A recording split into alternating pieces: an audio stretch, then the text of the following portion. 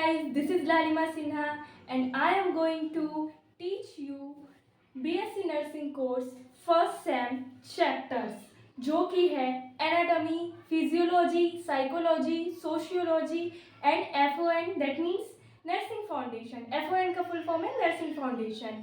So guys, this is लालिमा सिन्हा और मैं अपने चैनल पे आप सभी को पढ़ाऊंगी BSc नर्सिंग फर्स्ट सेमेस्टर का जितना भी कोर्स है, जो कि किसके अकॉर्डिंग, न्यू INC सिलेबस के अकॉर्डिंग। INC कौन है? INC वो है जो नर्सिंग एजुकेशन को मैनेज करता है। तो मेरी जो भी पढ़ाई होगी वो पढ़ाई होगी INC के अकॉर्डिंग। और मैं कोशिश करूंगी कि जितने भी 8 सेमेस्टर्स के वीडियो हैं वो रेगुलर डाल पाऊँ। लेकिन अभी मेरा टारगेट है कि मैं नर्सिंग फर्स्ट सेमेस्टर के वीडियोस को रेगुलर डालूं और आप सब तक फ्री ऑफ कॉस्ट वीडियो आप लोगों को भेजूं, गाइड करूं और फ्री ऑफ कॉस्ट पढ़ाई कराऊं। सो कि गाइस, हम पढ़ेंगे साथ में। मैं आप लोगों को डेली वीडियो तो डालूंगी, लेकिन आज का जो मेरा वीडियो होने वाला है वो होने वाला है बेसिक इंट्रोडक्शन के ऊपर। कोई भी चीज़ हम स्टार्ट करते हैं तो एकदम से स्टार्टिंग सीढ़ी के ऊपर, मंजिल के ऊपर नहीं चढ़ जाते, पहले सीढ़ी पे चढ़ते हैं स्टेप वाइज। तो हम वैसे ही स्टेप वाइज चीज़ों को स्टार्ट करेंगे। तो हमारा पहला फोकस उस पर रहेगा कि हम बेसिक नॉलेज ले। अब चलो, आप नर्सिंग तो कर रहे हो, ठीक है। अब कोई भी आपसे पूछेगा कि नर्स कौन है, क्यों कर रहे हो नर्सिंग, तो इसका जवाब भी आप रेडी रखो। आज की वीडियो में आप लोगों को मैं दूंगी basic knowledge. Let's start.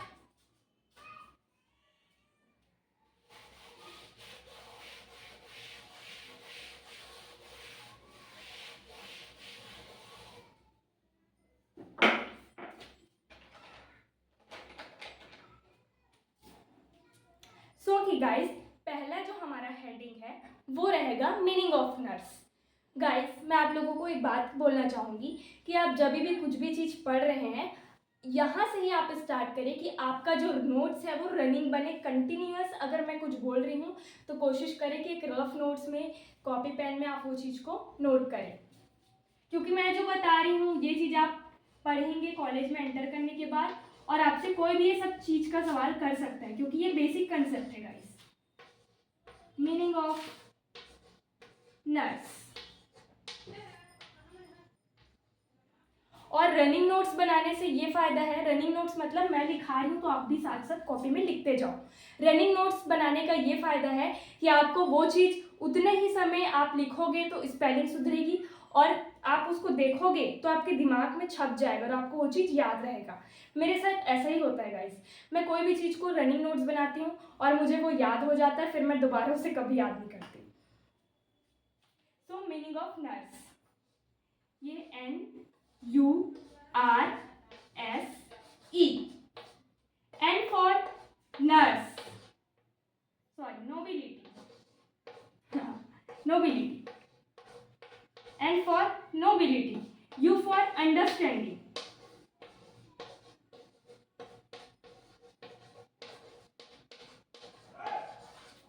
R for responsibility,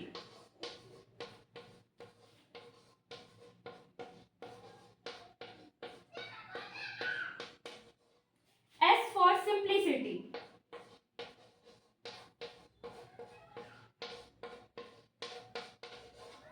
E for efficiency,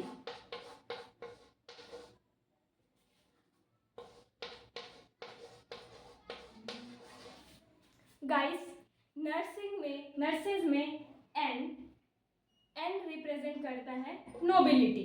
nobility का मतलब होता है साहसी, किसी भी कार्य को करने का साहस होना चाहिए, किसी भी काम को करने के लिए आपके अंदर ताकत होना चाहिए कि हाँ आप वो काम कर सकते हैं। U फॉर होता है अंडरस्टैंडिंग, आपके अंदर अंडरस्टैंडिंग, समझदारी होनी चाहिए। देन है रिस्पॉन्सिबिलिटी, R स्टैंड करता है रिस्पॉन्सिबिलिटी के लिए, आपके अंदर जिम्मेदारी होना चाहिए। S होता है सिंप्लिसिटी, नर्सेस के अंदर सिंप्लिसिटी होती है। गाइस, आप नर्सेस को देखो, कभी भी हैवी ज्वेलरीज नहीं पहनते, क्योंकि उनको अलाउ ही नहीं होता। कभी भी हैवी मेकअप नहीं करते, रेड एलाउ ही नहीं होता। अब हॉस्पिटल के बाहर जितना मेकअप करना है, जो करना है वो करिए, लेकिन हॉस्पिटल के अंदर आपको सिंपल रहना है, क्योंकि अगर आप ऐसे ज्वेलरीज पहन रहे हैवी हैवी तो हो सकता है आपकी ज्वेलरीज से पेशेंट को चोट लग जाए। हो सकता है आपकी ज्वेलरीज के कारण, मान लो आप नाखून बढ़ा के रखे हैं तो पेशेंट को खरोच आ जाए, नाखून बिल्कुल मेरे जैसे रखने हैं, और आप कुछ ऐसे ज्वेलरीज पहन रहे हैं जिसके कारण पेशेंट को बैक्टीरिया हो जाए, आप पता नहीं वो ज्वेलरी कहाँ कहाँ से पहन के आ रहे हैं, तो उसके कारण पेशेंट को बैक्टीरिया हो सकता है। और हार्ड मेकअप बिल्कुल नहीं करना है, मतलब हैवी मेकअप नहीं करना है, red lipstick not allow. Makeup कर सकते हैं लेकिन हैवी मेकअप नहीं करना है। ज्वेलरी पहन सकते हैं, छोटा छोटा इस टाइप का टॉप्स पहन सकते हैं, ठीक है गाइस। ई फॉर होता है एफिशिएंसी। एफिशिएंसी मतलब क्षमता होनी चाहिए, कैपेसिटी होनी चाहिए किसी भी कार्य को करने की, कि आप वो काम कर सकते हैं, आपके अंदर उतना क्षमता है। ओके गाइस, सो ये था मीनिंग ऑफ नर्स।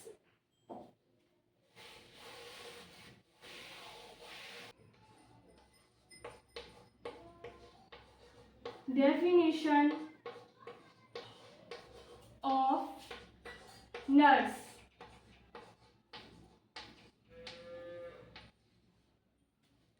गाइस जब भी आप डेफिनेशन लिखेंगे तो उसको ब्लैक पेन में अच्छे से बड़े बड़े हैंड राइटिंग में बोल्ड तरीके से आपको डेफिनेशन का ऐसे हेडिंग डालना है।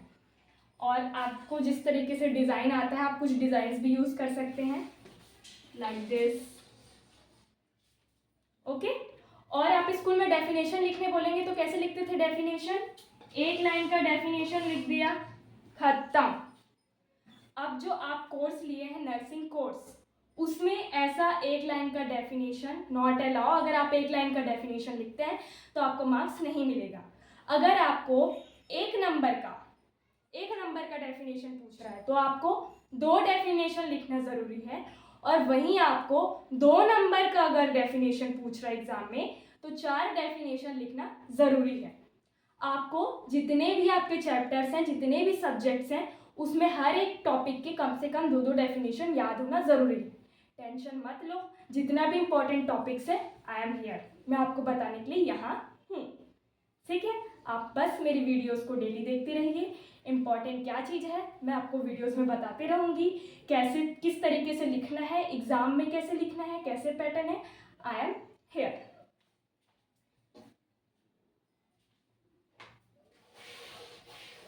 ओके, तो हम क्या पढ़ रहे हैं? Definition of nurse. तो कभी भी हम अगर डेफिनेशन लिखना स्टार्ट करते हैं तो उसका फॉर्मेट क्या है स्टार्टिंग का? स्टार्टिंग में हम लिखते हैं अकॉर्डिंग टू। अकॉर्डिंग टू मतलब जिसके द्वारा डेफिनेशन दिया गया है। हम किसका डेफिनेशन पढ़ रहे हैं? हम पढ़ रहे हैं डेफिनेशन नर्स का। नर्स का डेफिनेशन किसने दिया है? आईएनसी के अकॉर्डिंग में बता रही हूँ डेफिनेशन, ठीक है। आईएनसी कौन है? जो नर्स के एजुकेशन को मैनेज करता है, ठीक है। तो मैं अभी जो डेफिनेशन बता रही हूँ आईएनसी के अकॉर्डिंग बता रही हूँ, आईएनसी ने नर्स का क्या डेफिनेशन दिया है। मान लो आपको एग्जाम में करता है हेल्थ का डेफिनेशन लिखो, तो आप कैसे लिखेंगे? अकॉर्डिंग टू, यहाँ सबसे पहले क्या लिखेंगे? डेफिनेशन ऑफ हेल्थ, ऊपर में हेडिंग डालेंगे, फिर क्या लिखेंगे? According to WHO। मान लो आपको हेल्थ का डेफिनेशन WHO ने दिया है तो आप यहाँ पे WHO लिखेंगे। जिसके द्वारा डेफिनेशन दिया गया है उसको यहाँ पे लिखते हैं, और इसको आपको ब्लैक पेन में लिखना है गाइस, इतना को आपको ब्लैक पेन में लिखना है। और आप इस तरीके से ये भी कर सकते हैं, स्पीच मार्क्स दे सकते हैं, ठीक है। अकॉर्डिंग टू आईएनसी, मैं किसका डेफिनेशन बता रही हूँ? नर्सिंग का। किसके द्वारा? आईएनसी ने दिया है। Nursing is the unique is a unique function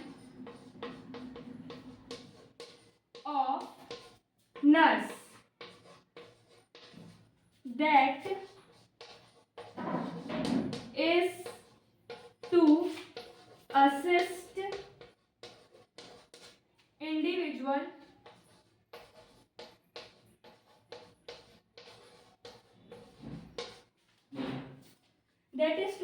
individual in the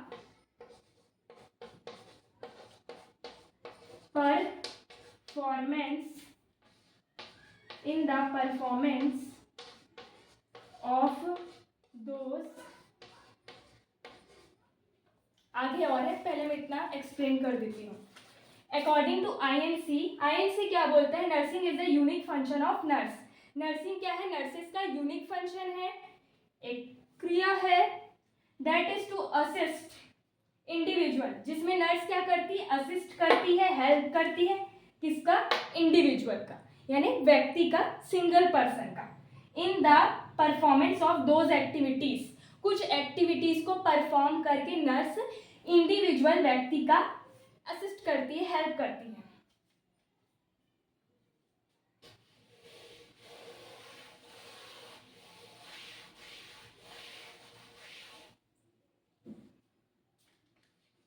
activities contributing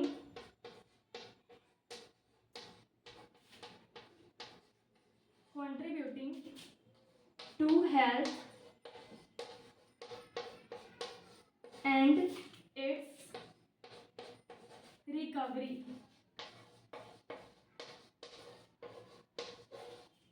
nursing क्या है? नर्सिस का यूनिक फंक्शन है, जिसमें नर्स इंडिविजुअल का असिस्ट करती है, इंडिविजुअल को असिस्ट करती है।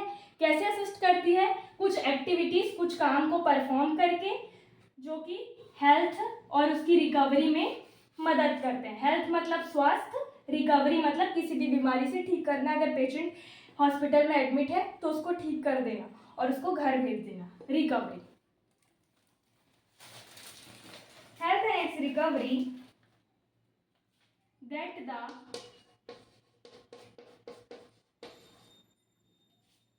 would perform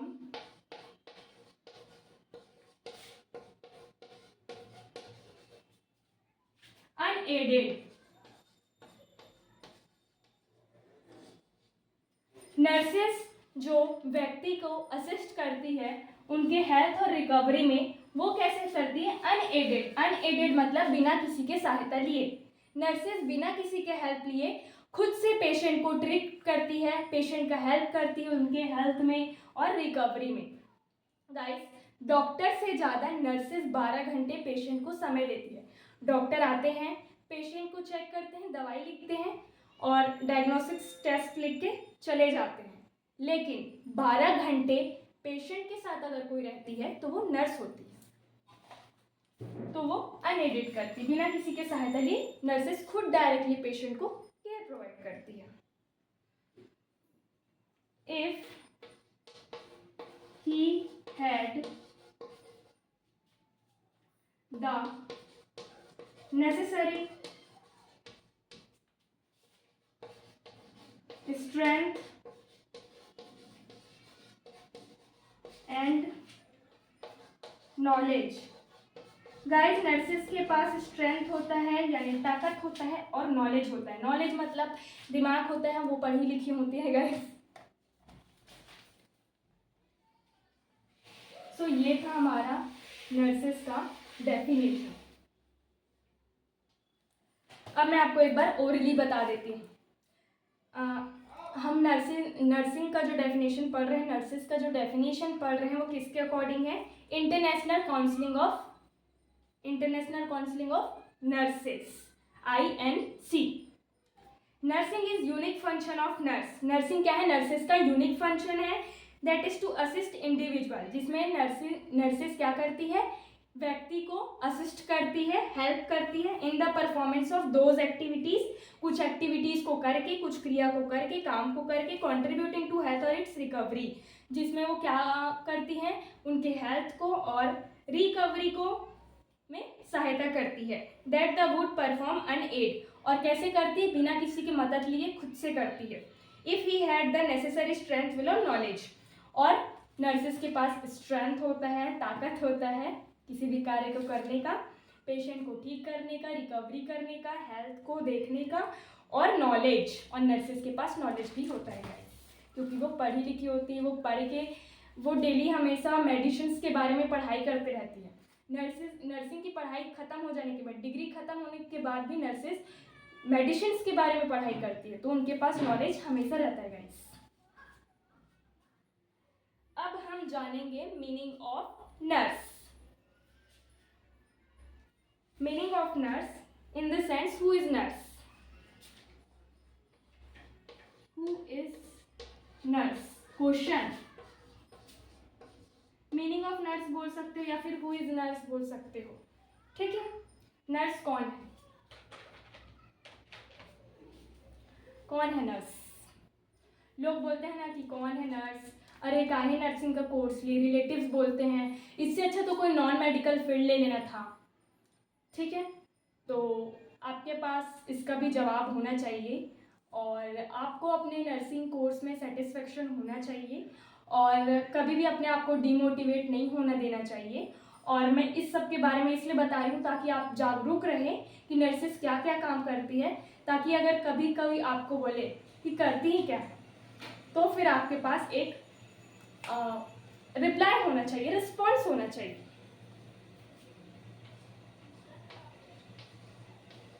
A nurse is someone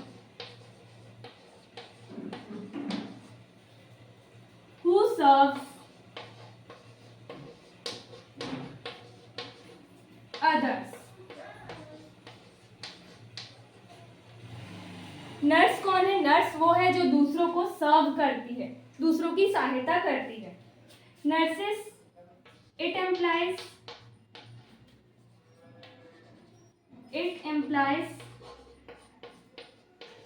responsibility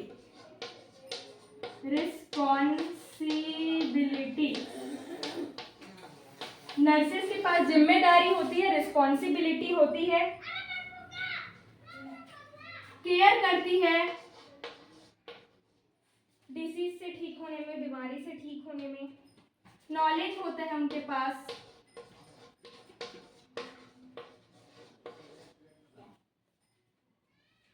protection provide करती है,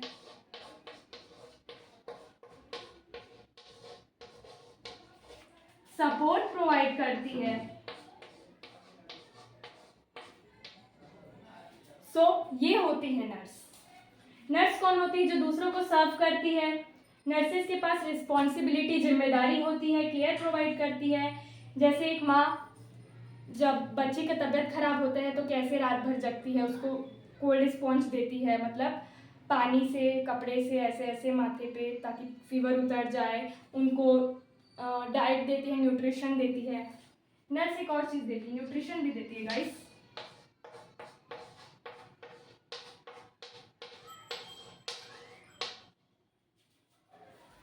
ठीक है, तबीयत खराब है तो किस टाइप का खाना खाना है। नॉलेज होता है नर्सिस के अंदर कि कब कौन सा मेडिसिन किस पेशेंट को देना है। प्रोटेक्शन प्रोवाइड करती है नर्स। सपोर्ट प्रोवाइड करती है, सपोर्ट साइकोलॉजिकली भी करती है और फिजियोलॉजी। साइकोलॉजिकली मतलब माइंड, रिलेटेड टू माइंड। अगर कोई पेशेंट डिप्रेशन में चला गया है, एंजाइटी में चला गया, वो चिंता कर रहा है, तो नर्स उनको अच्छी अच्छी बातें करती है, उन्हें मोटिवेट करती है और उन्हें फिर से रिकवर करती है। और फिजियोलॉजिकली कैसे सपोर्ट देती है नर्स? मान लो कोई पेशेंट बेड पे है, वो अपना कोई काम नहीं कर पा रहा है, डेली एक्टिविटी नहीं कर पा रहा है, तो नर्सेस उनकी डेली एक्टिविटी कराने में हेल्प करती है, लाइक उन्हें ब्रश कराती है और जितने भी डेली एक्टिविटी के काम है वो नर्स उन पर हेल्प करती है, वॉकिंग कराती है, जो भी डेली एक्टिविटी के काम है। न्यूट्रिशन प्रोवाइड करती है, लाइक अगर कोई डायबिटीज़ मेलाइटस का पेशेंट यानी शुगर का पेशेंट है तो उन्हें क्या खाना है, क्या नहीं खाना है, ये उन्हें बताती है। सो ये होती है नर्स।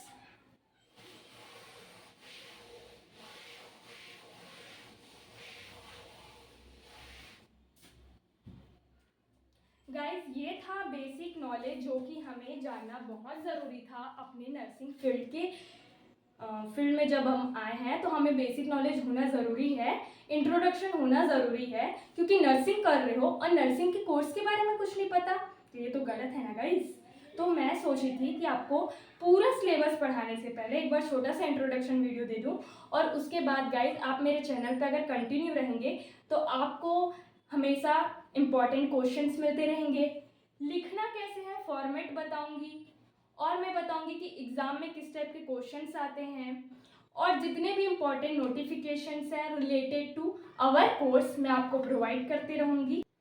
सो कि गाइस, ये था मेरा इंट्रोडक्शन वीडियो छोटा सा। मैं चाहती थी कि आपको सिलेबस पढ़ाने से पहले एक बार छोटा सा इंट्रोडक्शन दे दूं, ताकि आपको कभी कोई भी आपके कोर्स के बारे में पूछे, आपके प्रोफेशन के बारे में पूछे, आपके डिग्री के बारे में पूछे, तो आप एकदम ब्लैंक ना हो, चुपचाप खड़े ना हो।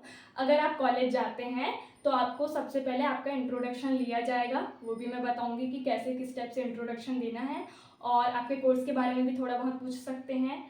तो आपको नॉलेज होना चाहिए। और कोई भी आपसे रिलेटिव्स, जनरली गाइस कोई भी फ्रेंड वेंड मिलेगा तो आपसे ये क्वेश्चन तो करेगा ना, कौन होती है, क्यों होती है। तो मैं सोची कि छोटा सा इंट्रोडक्शन वीडियो बना दूँ। देन अब मैं स्टार्ट करूँगी सिलेबस। और अगर आपको मेरा वीडियोस पसंद आ रहा है तो मेरे साथ जुड़े रहिए, मुझे सपोर्ट करते रहिए।